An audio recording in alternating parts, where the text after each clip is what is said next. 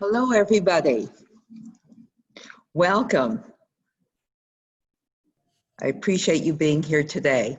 I think it was actually Bing Crosby who might have said love is lovelier the second time around, and hopefully this will be lovelier the second time around. I think that most of you are familiar with Preston and with his work. He is a classically trained glass blower. He's trained with some of the most important glass blowers, whether it's in North America or in Europe. He is a Native American artist, and it wasn't really until Preston began integrating his classical designs, well, I guess not classical, his heritage designs from Tlingit culture, that he felt he had found his direction. Because instead of using traditional materials, he used glass, which gave the work so much more dimension. It gave it color, it gave it light.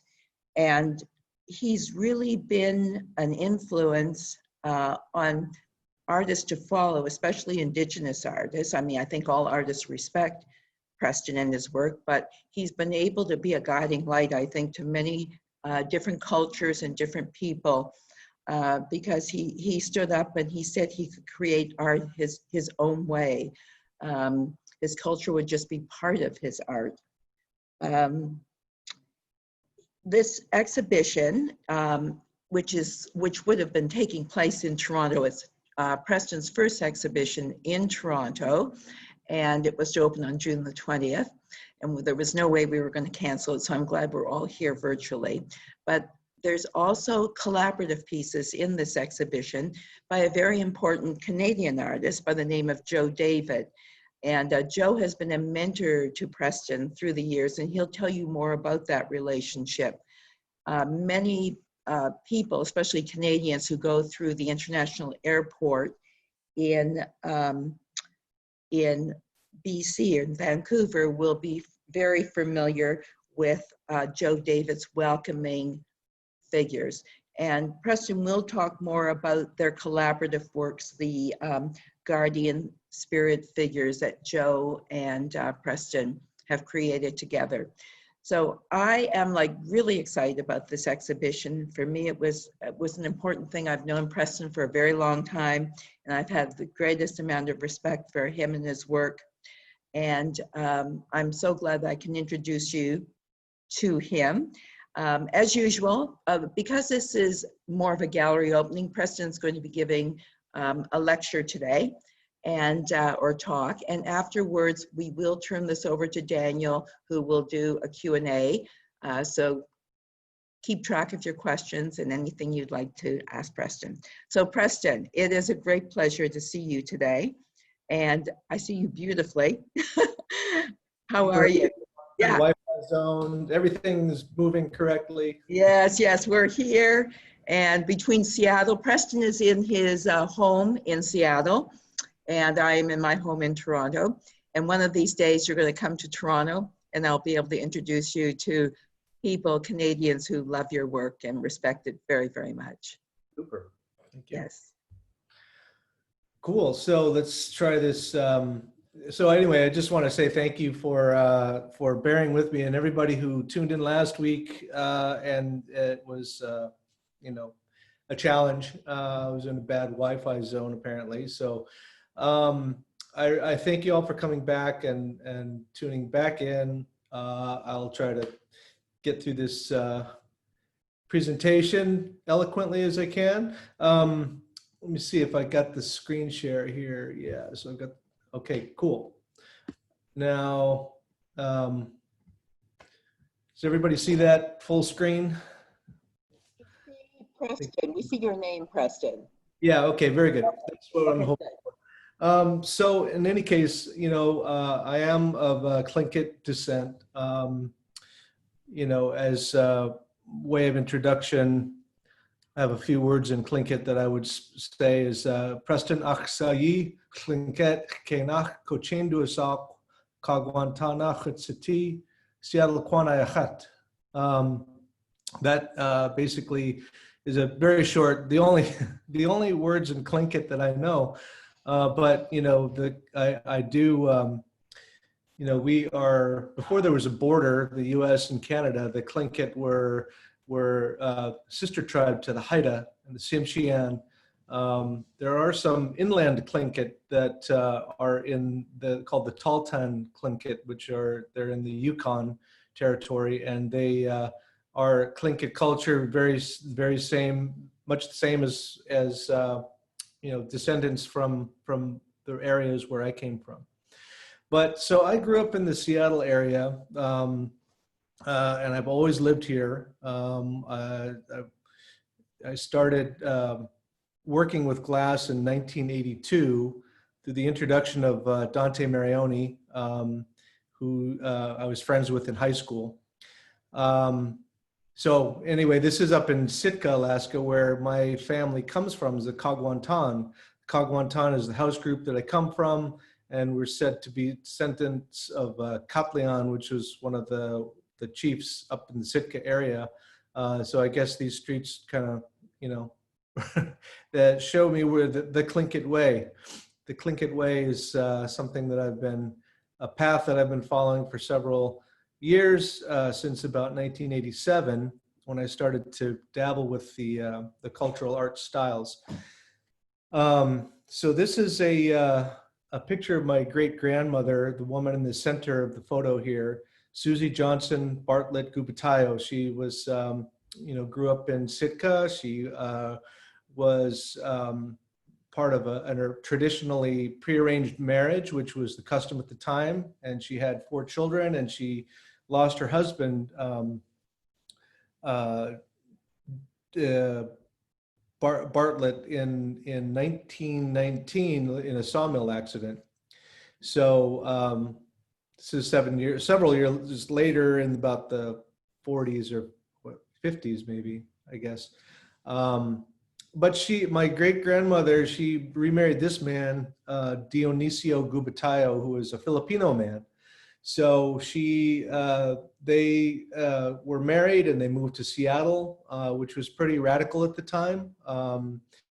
But by the tradition, interestingly, in the old world way, if you are widowed, what the family from the opposite moiety, so the Tlingit tribe is split into 2 different factions. It's the eagle or the raven. It's a matrilineal society.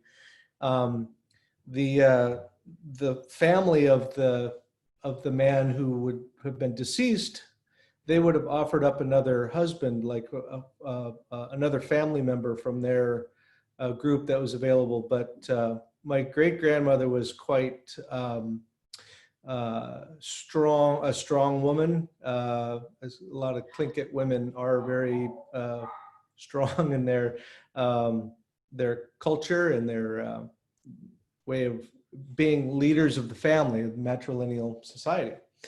So anyways, fast forward a little bit, and here I am with my son, who's actually now 20, so this is an old photo, but this was me in some of my traditional regalia that I wear in a gathering, a ceremonial gathering.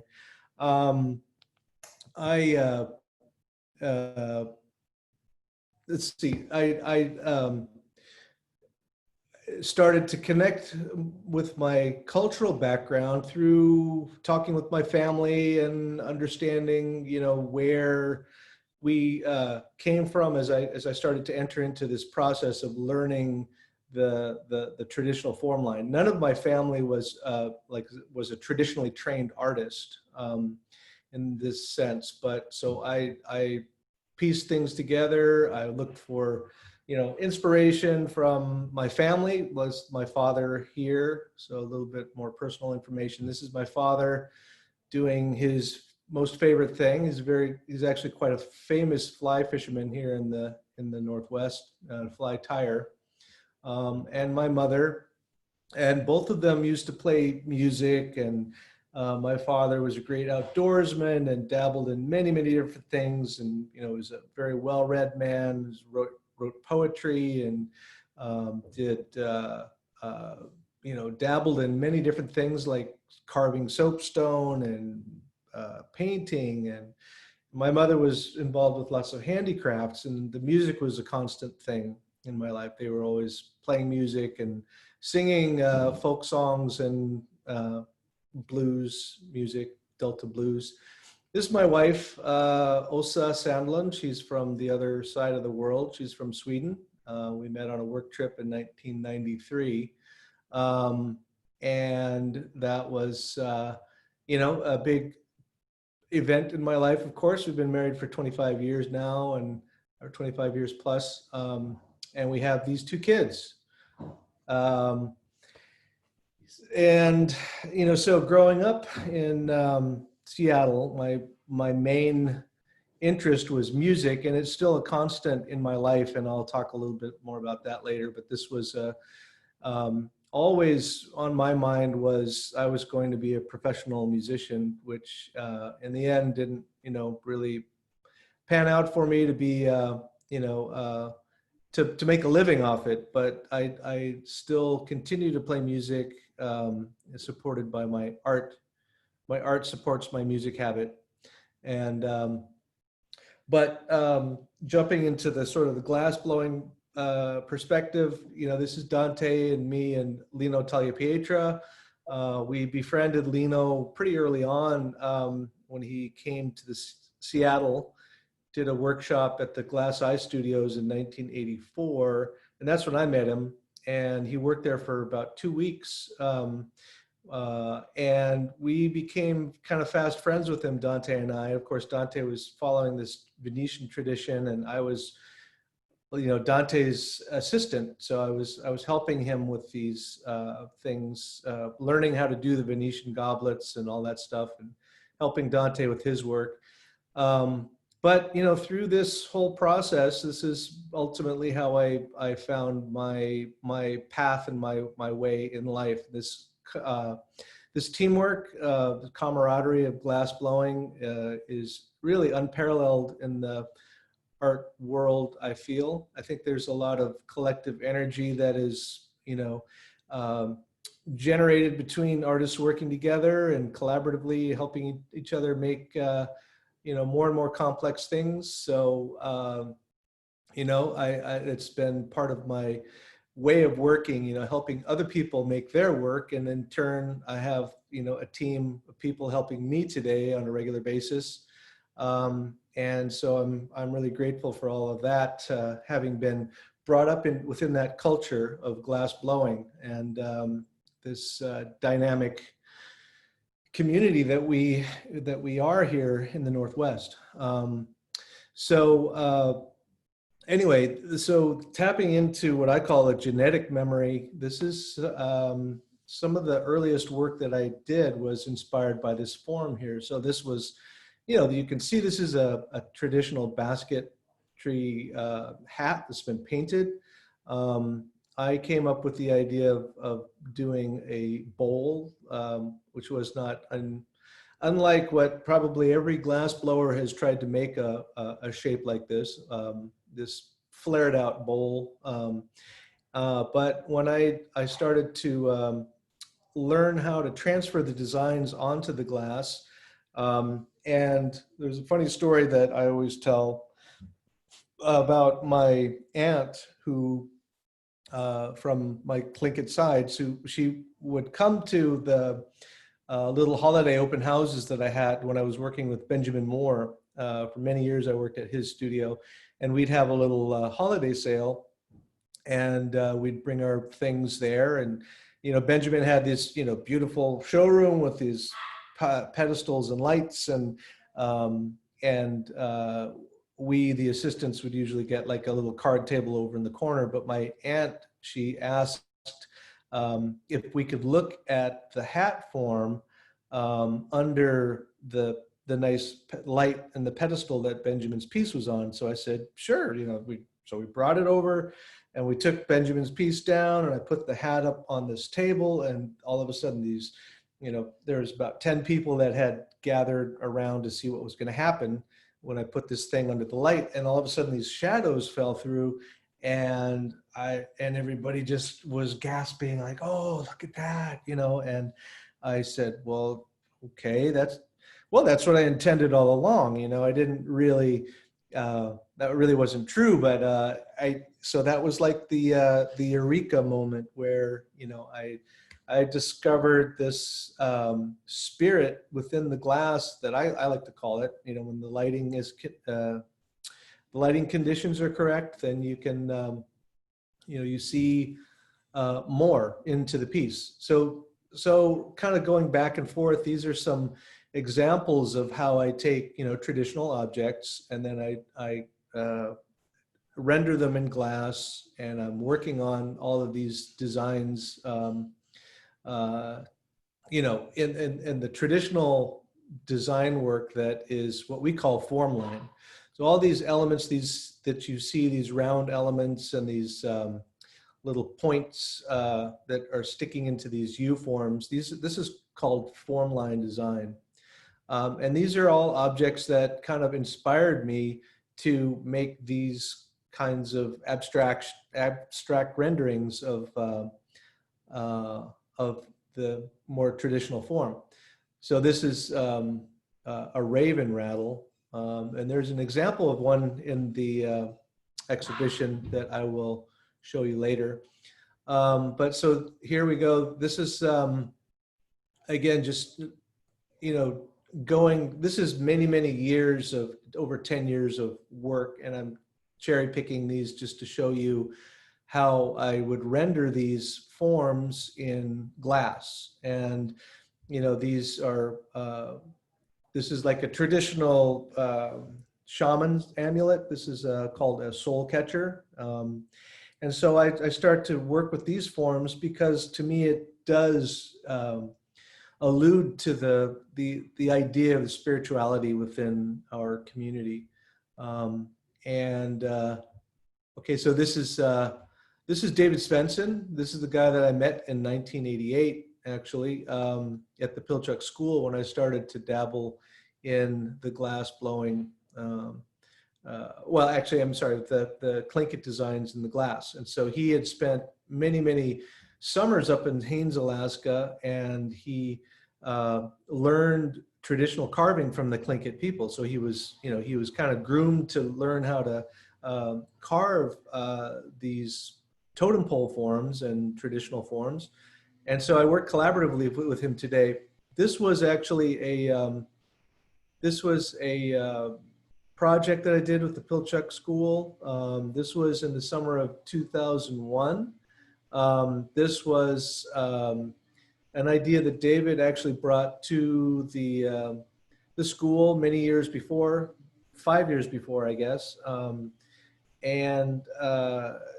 They, you know, it didn't really go anywhere. But so with as my involvement with the Native community was ramping up, I had proposed to the Pilchuck School, David and I proposed that we would make a totem pole for the founders of the school, and that they would tell the story of the founders of the school. Because, you know, of course, Dale Chihuly was, you know, heavily influenced by Native baskets in the very beginning and blankets. So John Halberg, so this is Dale Chihuly's face here, how we rendered him. John Halberg, who was the founder, well, donated the school to which Pilchuck is situated. He was a passionate Northwest Coast Native art collector as well, and donated most of his entire collection to the Seattle Art Museum. But in that collection that he had put together, this one piece here, this double-headed killer whale dagger, was they couldn't quite figure out the provenance of that particular piece. So they did go back to the family, and they determined that this piece was probably stolen. And so he gave it back to the Tlingit community in Angoon, to the Jacobs family. And so he in turn, he was adopted and given a Tlingit name, Gooch Kiates, which means dark wolf. So thereby sort of illustrating his connection to the Tlingit tribe and his passion for Northwest Coast art. And also he was the heir to Weyerhaeuser. So it seemed befitting to have this cedar monument, on the Pilchuck School, so you can see all the symbolism that's coming together around this particular piece. We've got the glass elements. Here we've got some elders from Cluckwan, which is outside of Haines. And each step we consulted with elders from the community. We asked permission from the Jacob family to make a version of that that dagger, that double-headed killer whale dagger, and which was the correct protocol. And so here the Pilchuck family, as a community, we're sort of coming together and carrying this totem pole to its final installation spot. So there we are at the school, we're right adjacent to the hot shop. So it was an amazing process. Very, very cool. Synergy between the two stations, from glass blowing to the carving, which took place over the course of the session at Pilchuck. So here we are putting the hat onto the totem pole, and this is pretty much the only contribution that I made to it, other than helping facilitate the project and teach the class. So I did not carve it, I did not design it, but I did design the hat.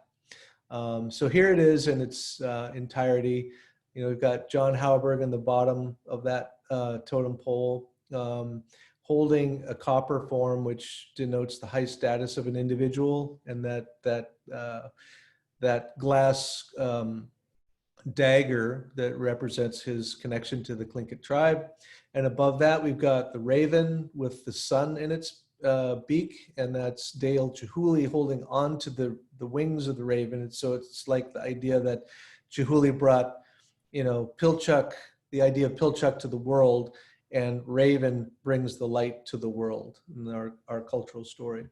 And then in the top is Annie Hauberg, who was John's wife at the time. And so she's also represented there because she was a big patron of the arts and forced John to give, to support Pilchuck. So here, this was David Svensson really masterminded a lot of this. He is a neon artist, and we cast this section of the totem pole and we inlaid that into the pole, and then we backlit it with multicolored neon tubes, so it's sort of like represents the auroras, or the feeling of abalone, how abalone shines, this iridescent glimmer on masks and so forth. So I was working with a Tlingit storyteller, Walter Porter. He encouraged me, over the years we had conversations about my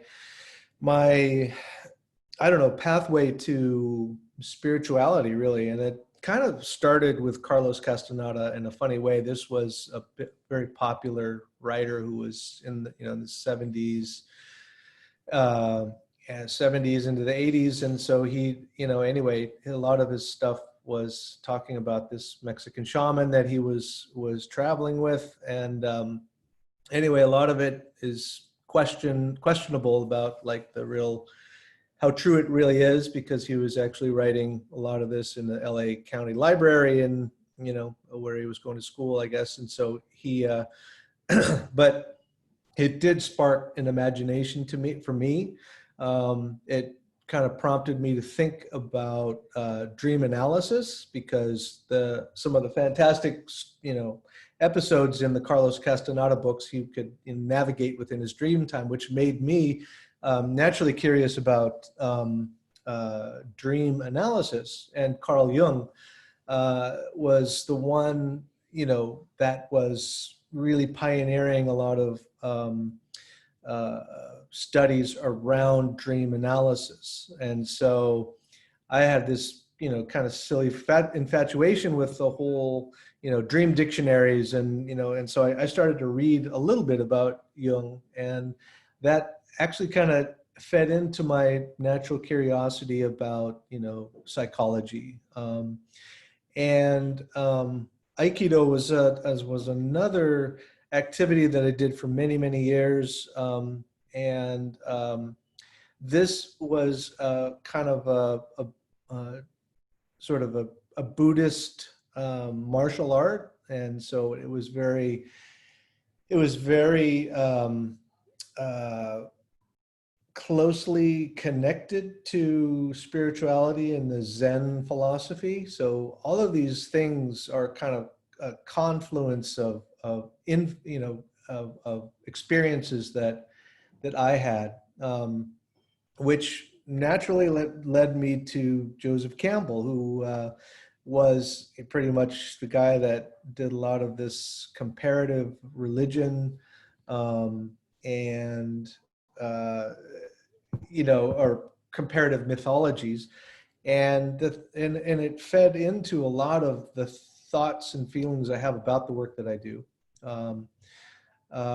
So leading up to that, this is about, I don't know, around 2000 where I met Joe David. So this is Joe here, who became one of my most important mentors around the Native culture. So Joe was, so at one point, many of you probably have heard of Robert Davidson, but Robert was asked to be an artist in residence at the Pilchuck School. And in the last minute, he had canceled. So I was contracted.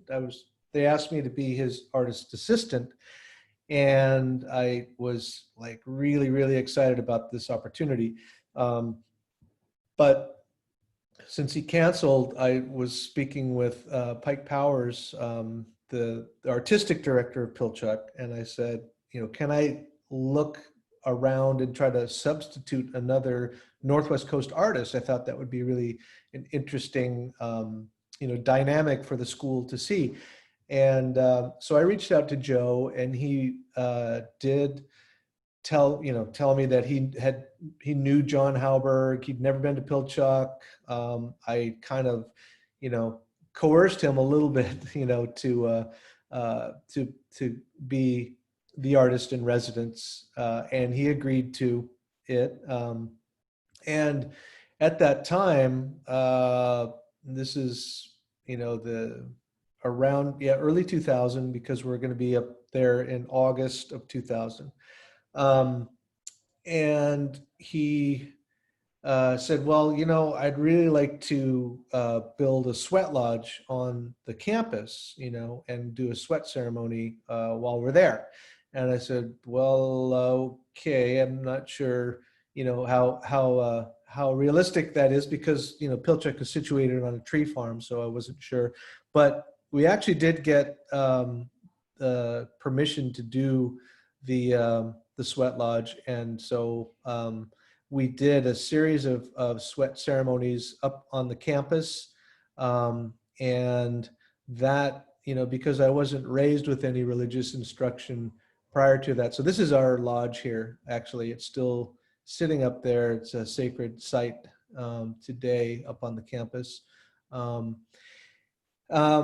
in 11 days time, I did 4 sweats with Joe, and I was, a little bit apprehensive. I didn't really know what the sweat ceremony was all about, but he said, yeah, go ahead and make an announcement to the students up here or the staff, anybody who's interested. So I made the announcement saying that, Joe was going to be, conducting a sweat ceremony, a suffering and sacrifice ceremony up on the hill, and those who were interested, come talk to him. And after, a few minutes of telling them what they needed to know and looking into their eyes, he would let them know if, they were, ready to do this. And so I was very apprehensive because I didn't know anything about it, and I didn't know what was going to be going on with this. And so I asked Joe, I said, the day got closer, we were going to build this little structure and cover it, and do the sweat ceremony. And I said, hey, Joe, look into my eyes, I don't am I ready to do this? And he said, well, let me put it this way. He says, you'd better be, and I was, intimidated, but I said, okay, I'll do this with you.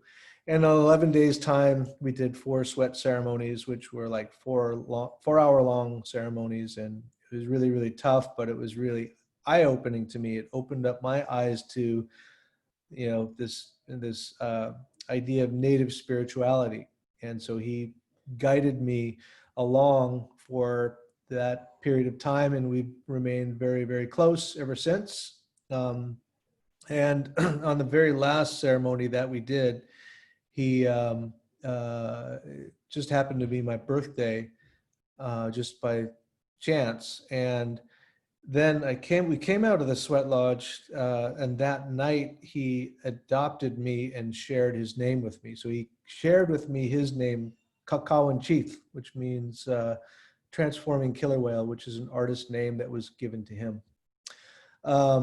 And so in any case, that some of the work that we did here for him, this was a wolf skull. So he comes from the wolf culture, the Nuu-chah-nulth on the west coast of Vancouver Island. And, so Joe is, very well respected in the Native community, is very much of a prominent figure. I wouldn't say he's a chief or a leader, but he has a spiritual side to him, which, people definitely recognize. And as a, he just hasn't put himself out there in the commercial market as, people like Robert Davidson has. He's much more connected to his own,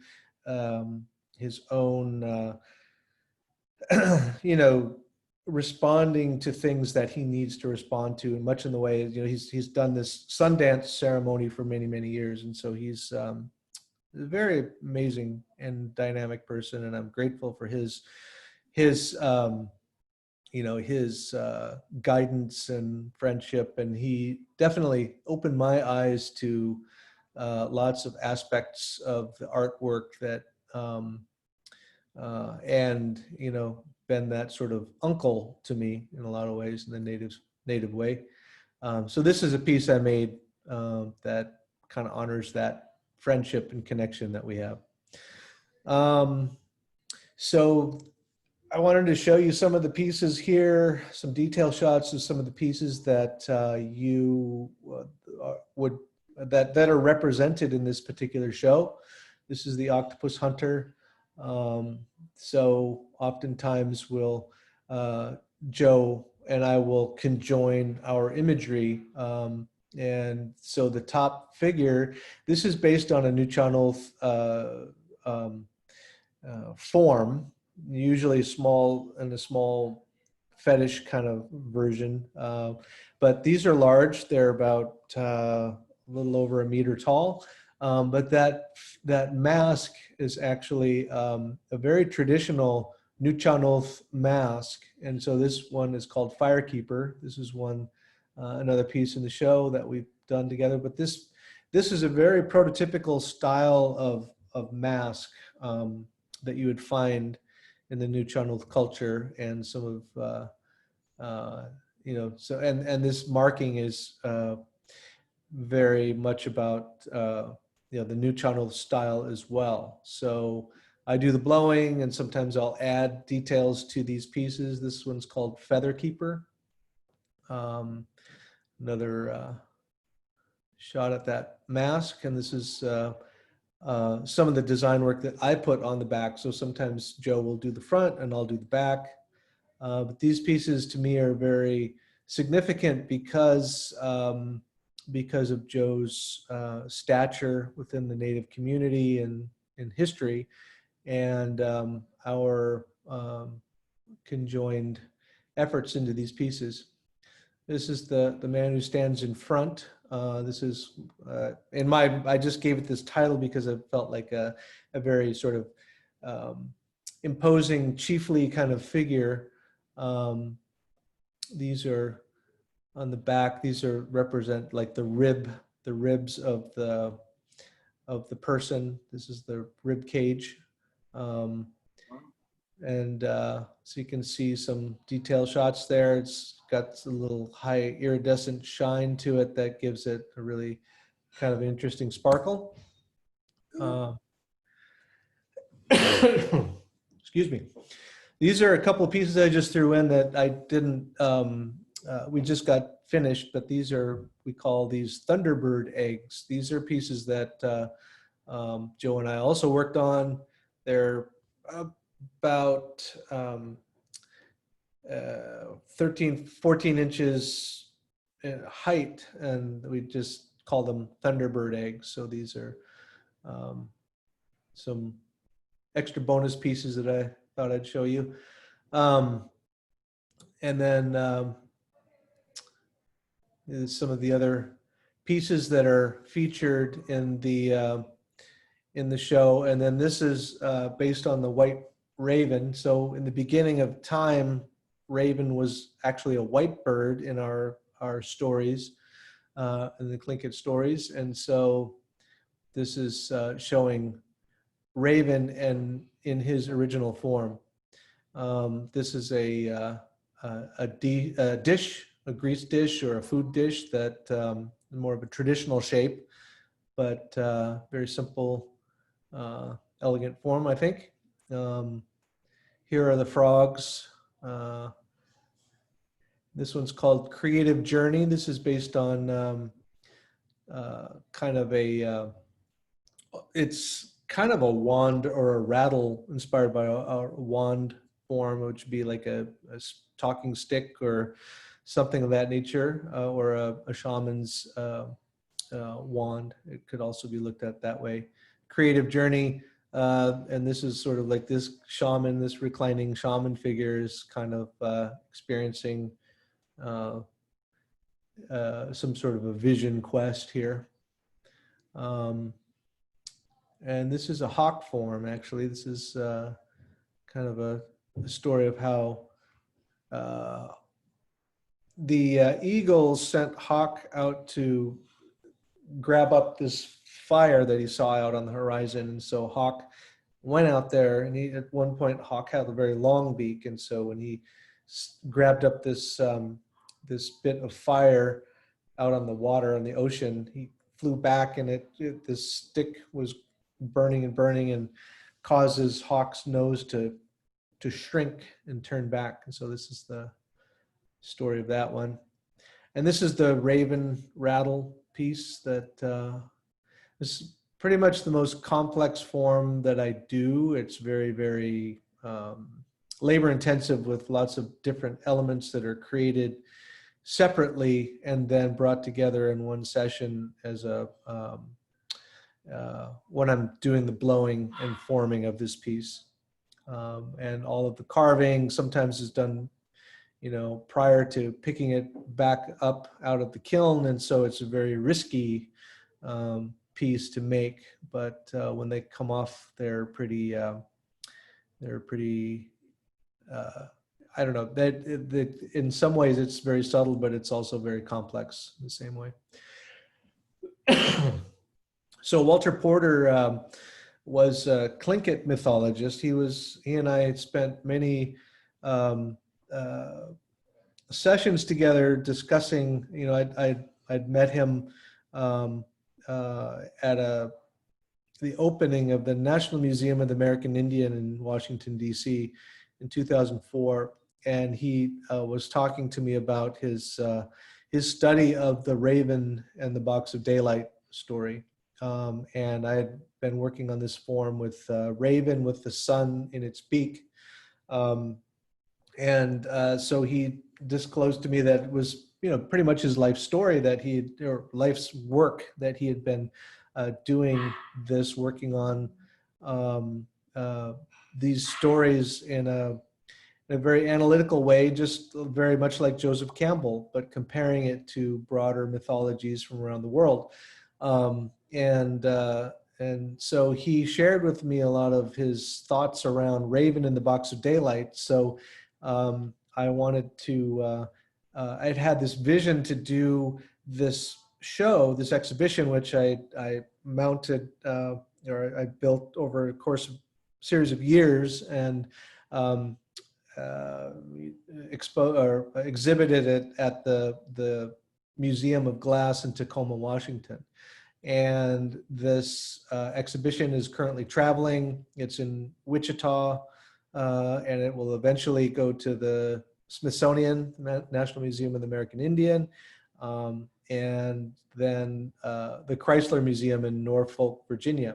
But so I put this show together as I started to work on it, and thinking about Walter's insights to this story. It gave me more and more visual or ideas about visual things that I would do for this exhibition, and I wanted to make it in such a way that it was an immersive kind of experience. And so unfortunately, Walter passed away before he had a chance for us to finish this and put it all together.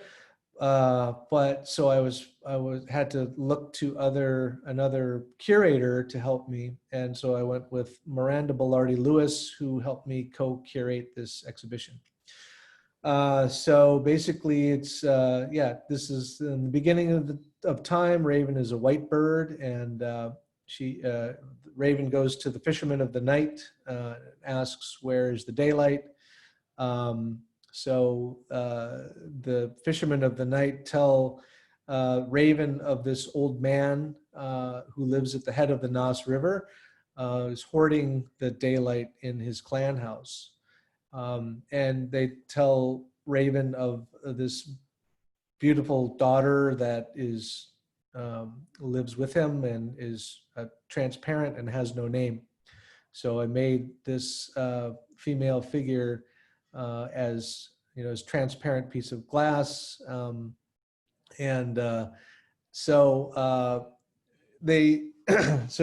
Raven goes to the old man and asks to come and see the daylight, and the old man shoos him away and is not going to let Raven into his clan house. So Raven has this ability to transform shape. So he transforms himself into a speck of dirt.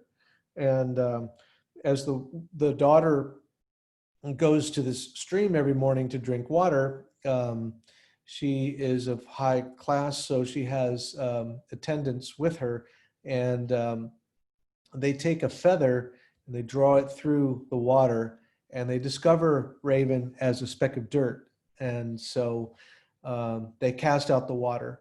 And so Raven then has to reformulate his plan. And this time he decides to transform himself into a hemlock needle. So this is Raven, kind of deconstructing himself. And this mobile is quite large, and so it moves around into space. And so this is the way that I kind of iterated him transforming into a hemlock needle. So this time, the next day, she goes and she drinks the water. She swallows this hemlock needle, and she realizes instantly that she's swallowed something. And she tells people about it, but they didn't pay any mind to it. But she becomes pregnant. So Raven is actually inside of her, and he's transformed himself now into a human child. So this is Raven. She's becoming pregnant.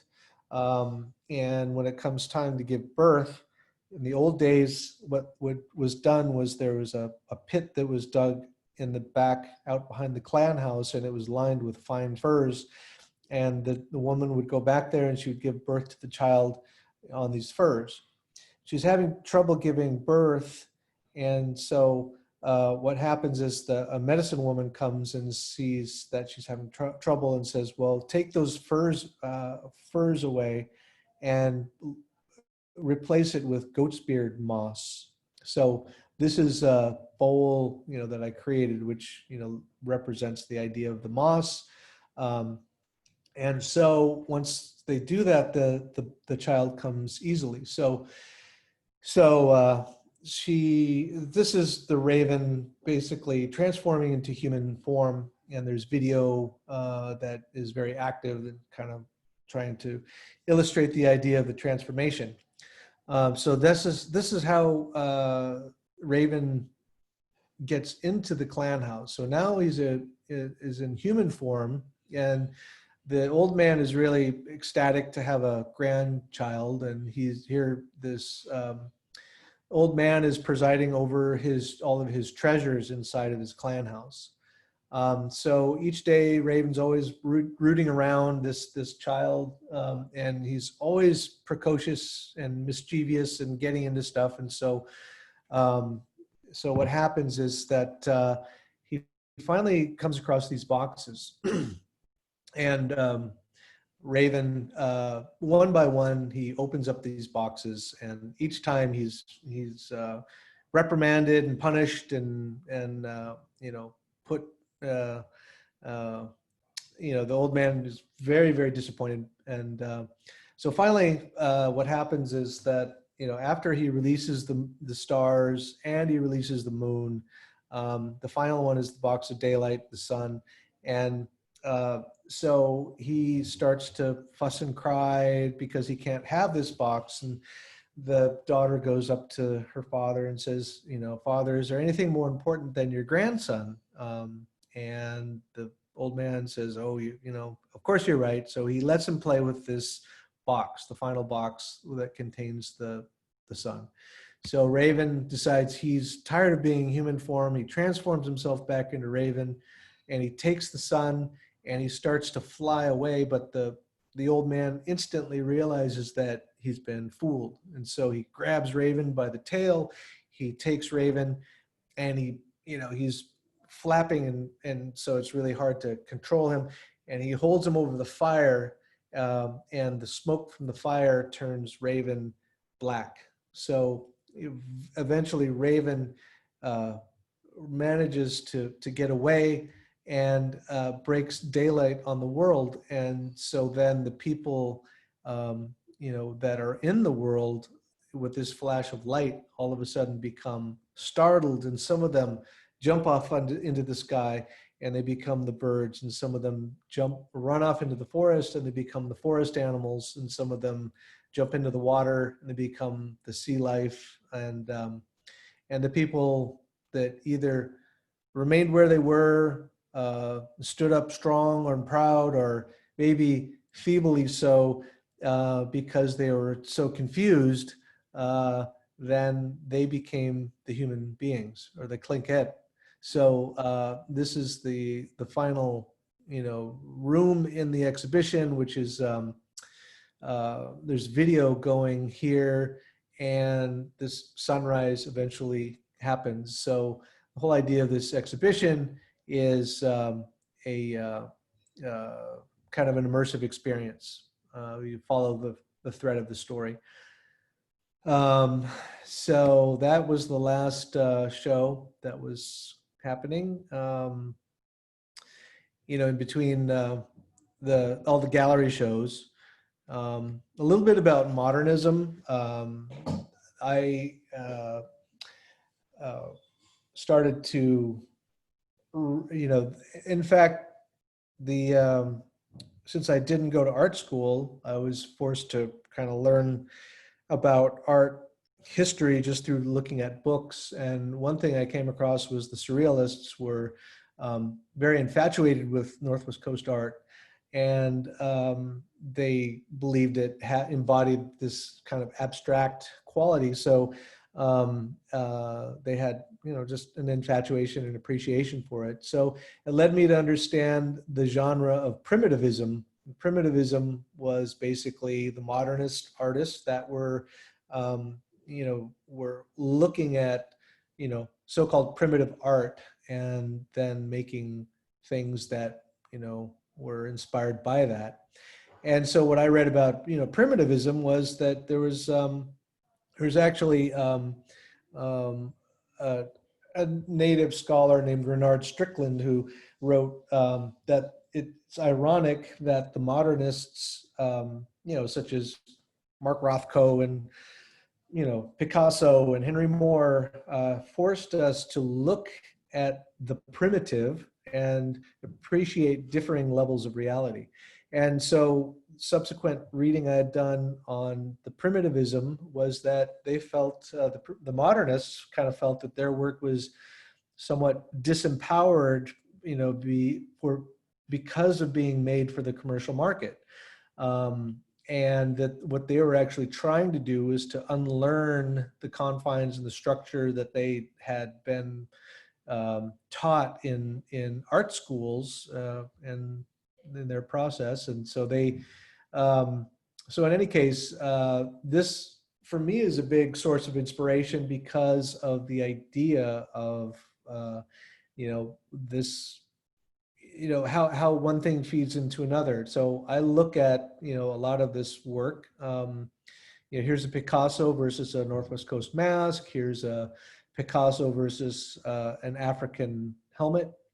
And so I started to kind of look at that as it's not really exclusive to my thought process. There's a lot of Native artists that take that as a jump off point for doing abstractions and playing with different sculptural styles. So this is kind of my take on it. This is like a Brancusi, and this is kind of like a fish form. So this is how I sort of take inspiration from modernism and create some sort of duality there. This is a mosquito, so that you can see this idea of the mosquito piercing through this almost Brancusi-like form. And, so these are some pieces that are inspired by different amulet forms. We use a lot of these amulets and carved bone shapes as talisman for the Native culture and things that are, significant to us, these amulet forms. And so this is how I sort of take a little bit of play off the doing abstractions. So muscle form, it kind of reminds me of almost like a Noguchi in a way. And again, that Brancusi form, which has this element piercing through. Killer whale, kind of playing with the abstraction. Because if you look at the graphic style, also you see not always are they anatomically correct. They're very, just a hint of an element here or there. This one I call Volcano Woman. And this is very much elemental forms of the form line, and showing how you can create infinite varieties of design through using this design system. So it's kind of like a calligraphy of sorts when you start to break it down and look at it, and then you start to see individual styles within the styles of this this form line design. Some of the monumental works I've done here. This was the first one I did for the Seattle Art Museum, which was I called it Keek Shagun, which is a killer whale screen here. So this is multi-panels of glass that are hung together and then mounted on a plexiglass box. This was a kind of a large house post that I had done collaboratively with carvers. So I would design these and then have a carver work with me and carve out the design on this. This is 600-pound slab of glass. It's about 6 feet tall.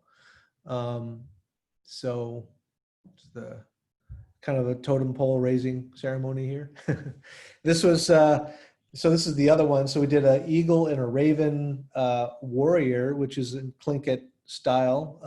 This is like how the warriors would appear with this sort of armored, these slats of cedar and the war helmets and what have you. So this went to a cultural arts center in Juneau, Alaska. So this was actually quite an honor for me to get this back into the home community. This was something that was, a major deal for me because kind of signifying that there was an acceptance of what I do in my new material within my own community. So this is in Juneau, Alaska at the Walter Soboleff Center. It's inspired by the interior of a longhouse, a cedar longhouse. So this is kind of like a kiln formed piece, which is the copper form or tina, kind of installed into a client's home. They cut out behind it, and then they would this copper wall, and then they lit the back of the form. So this is one of the full-scale canoe paddle. So these are some of the ways I've been trying to figure out how to get larger in scale, more traditional forms, monumental. This is David Svensson's studio here. Again, working collaboratively. This was a form that he carved for me, and I worked with him. I would fly down and draw some of these elements out, and then he would in turn carve them into the wood. So this is a new monumental piece that trying to render in full scale. You can see that it's about 8 feet tall, this one.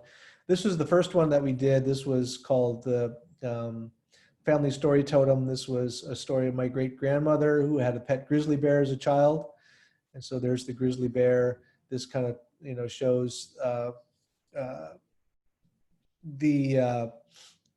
anyway, this is the installation process for these larger pieces, these totems. This is about 2,000 pounds of glass. And so we're setting these in place and putting it in, installing it into a private home. So here, installing the final top section. Here's the piece where it's still resides today. And so this is the next one that we're working on. These are all cast in the Czech Republic. It's a very complicated process and very challenging and risky to make on such a large scale. This is a lighter version. This is a plastic version that we take around to show scout locations for people to install this final piece here. So this is the piece done. It's currently in the Czech Republic, and we need to find a home for it. So make inquiries to Sandra. Yes. So I'm wrapping it up here. This is the final few images here. My accomplishments are not my own, but those of many. This is a Maori proverb, which really kind of talks about the lineage and the multi-generational, handing down of cultural knowledge through generations.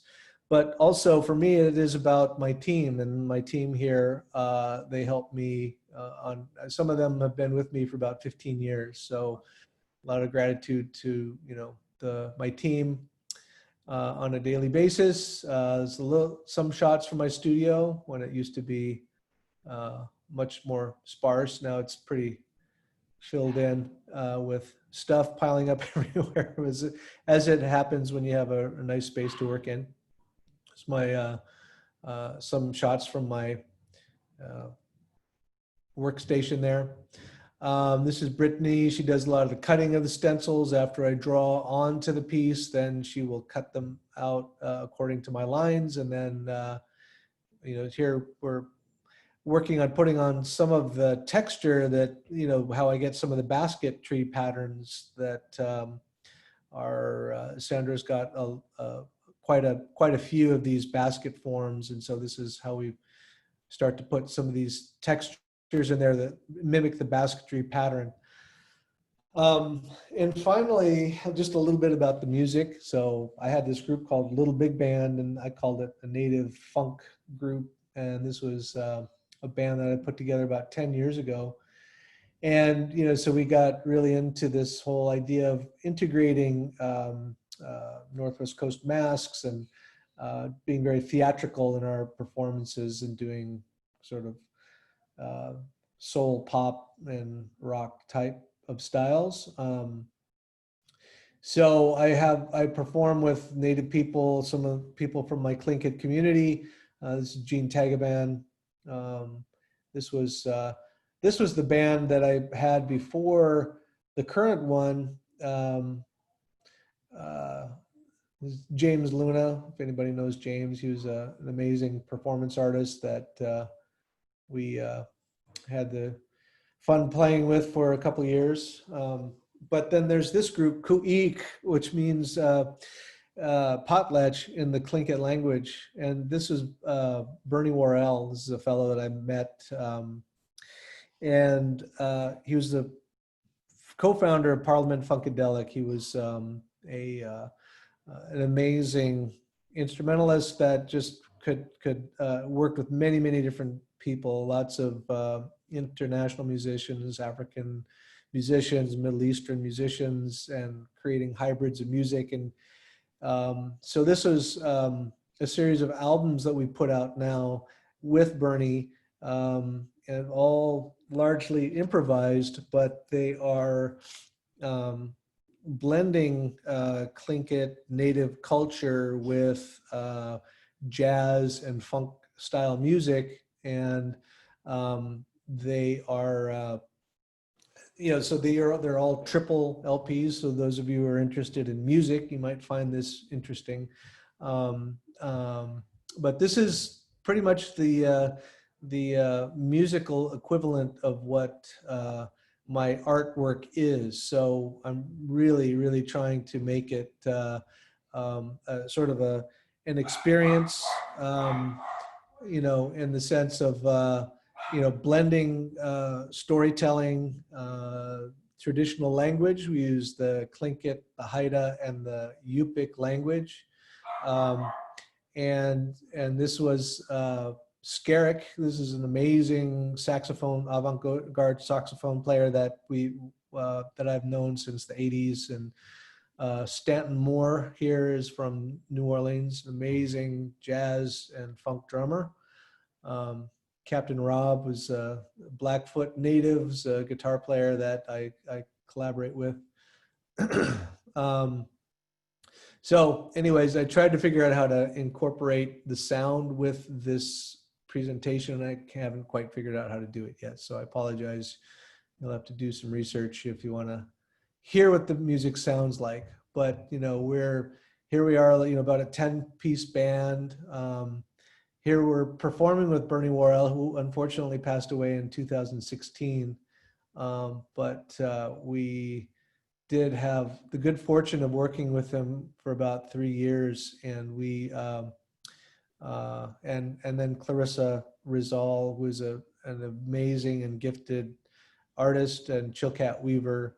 We lost her in 2016 as well. So as a band, we've been trying to reinvent ourselves and bring more members into the group. And actually, we have our fourth and final LP. Well, actually, that's featuring Bernie Worrell. We call it Wooch, which means actually. Bernie is known as the Wizard of Woo. That's sort of like his moniker. He kind of uses that as his, what identifies him, and so the word wooch actually means, in the Tlingit language, means people came together. And so this is, kind of Bernie's final collaborative efforts that he actually did. We recorded these in late April of 2016, and he passed away in June of 2016. So we were really fortunate to spend some time with him and create this music, which will be forthcoming. We're going to be launching a fundraising campaign soon to kind of try to raise funds to produce this thing, because it's, it all takes money. So anyway, there you go. This is some details there if you would like to take note of how to keep in touch or find out more information about the artwork or the glass. you can follow us on Facebook or Instagram, and the Raven in the Box of Daylight is touring. Hopefully, we don't really have an opening date for the Smithsonian yet because everything is kind of unpredictable at the moment. So they just know that they would like to, they're postponing it. It was going to open up in October of this year, but where we're at in this country, we're just going to have to wait and see when we can, get past this virus and see what happens. So I'm going to stop sharing here.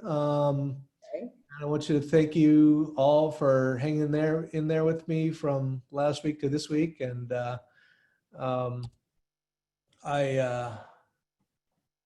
yeah. So Preston, I want to thank you very much. I mean, I loved hearing more about your culture, but also about your relationships, because that seems to be an ongoing theme with a lot of artists, and especially with you, that all these relationships, how important they are for your art. So what I'm going to do now is turn this over to Daniel Ainsley, and he's going to accept some questions from the people who have been on this studio tour with us. So Daniel, do you have some questions there? And Preston, before I say goodbye, thank you so much. Okay, look forward to seeing you live soon. Thank you. Daniel, your turn if you have some questions. Great. Thank you very much, Preston. That was fantastic. If you would like to ask Preston a question, you want to click on the hand on the bottom of your screen. And when I call on you, you'll be prompted to unmute your microphone. Please unmute your microphone, and then you're welcome to ask Preston your question.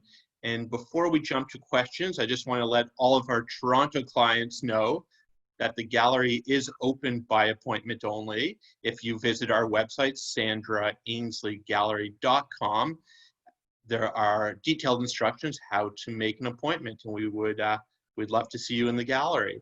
So our first question comes from Mark. Mark?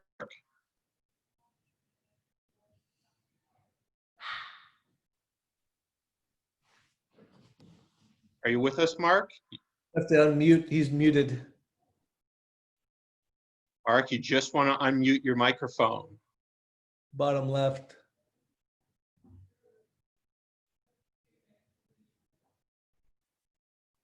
Let me see.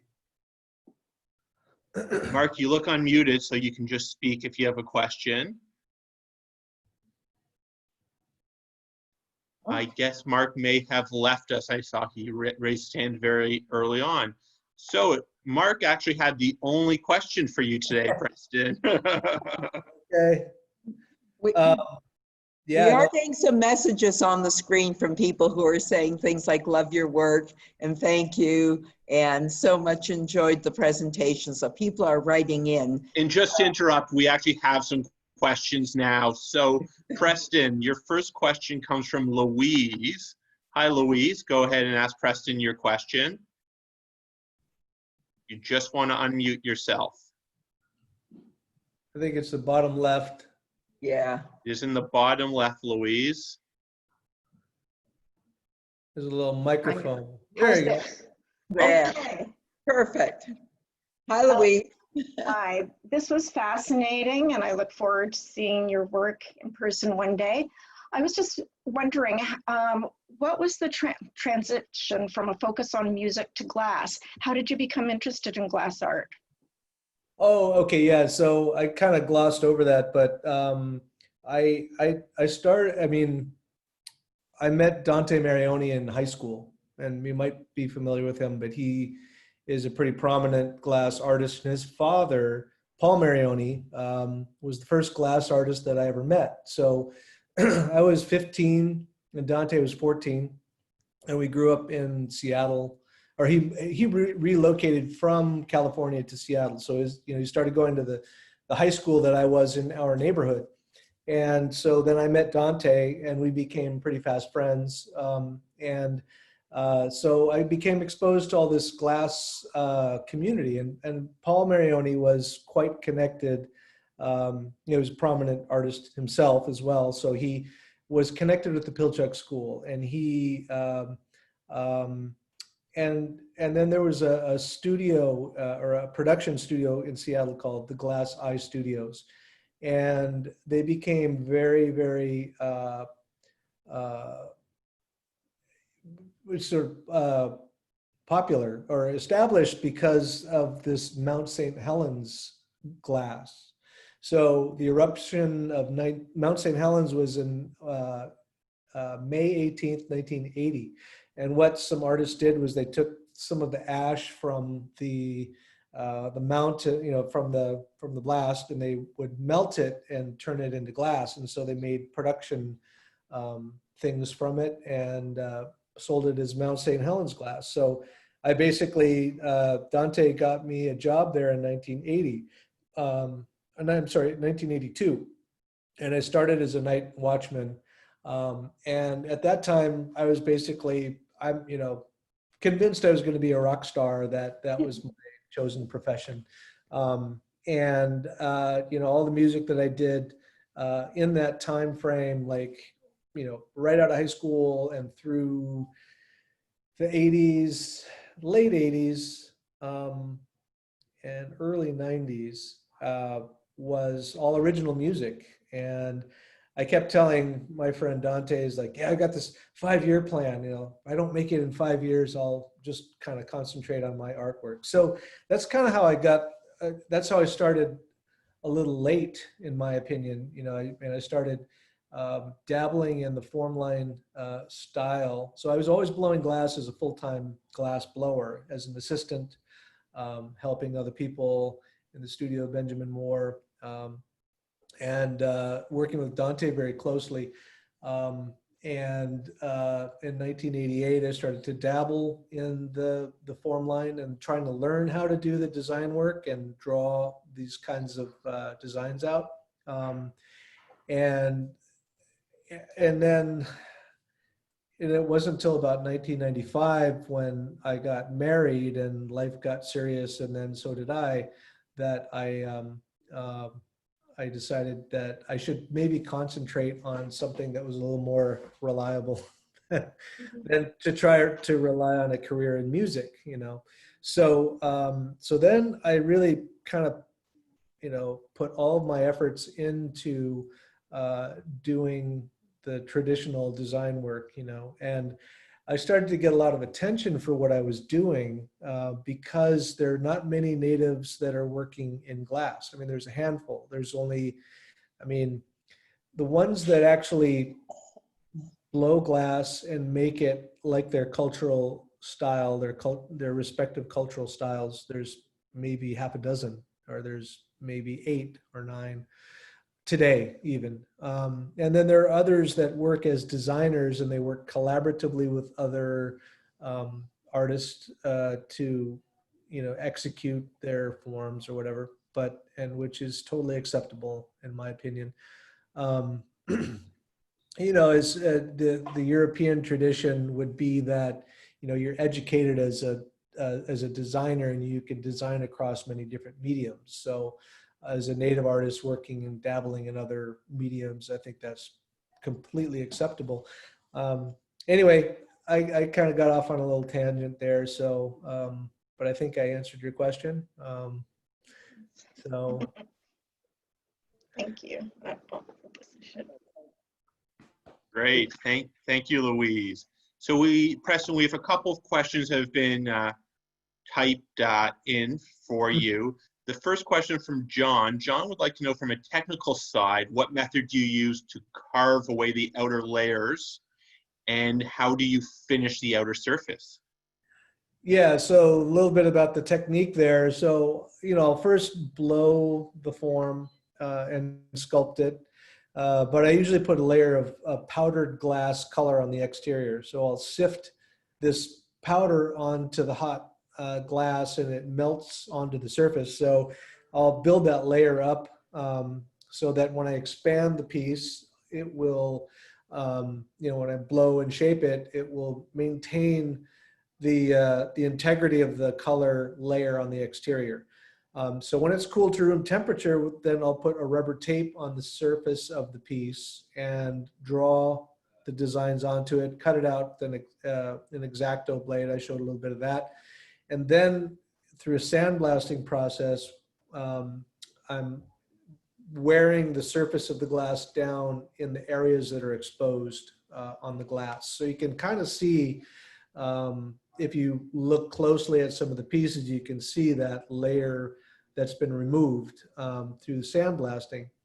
And then in the end, what I'll do is I'll frost the entire thing, and then I coat it with material that's specially designed to seal the glass. And it's a varnish-like material that's, you know, commercially available, and you know, so it brings the luster back to the piece, and it basically gives it that matte look. And so that's the technique I use for that. Great, thank you. And Harriet would like to know if you have worked with any of the very talented Australian glass artists.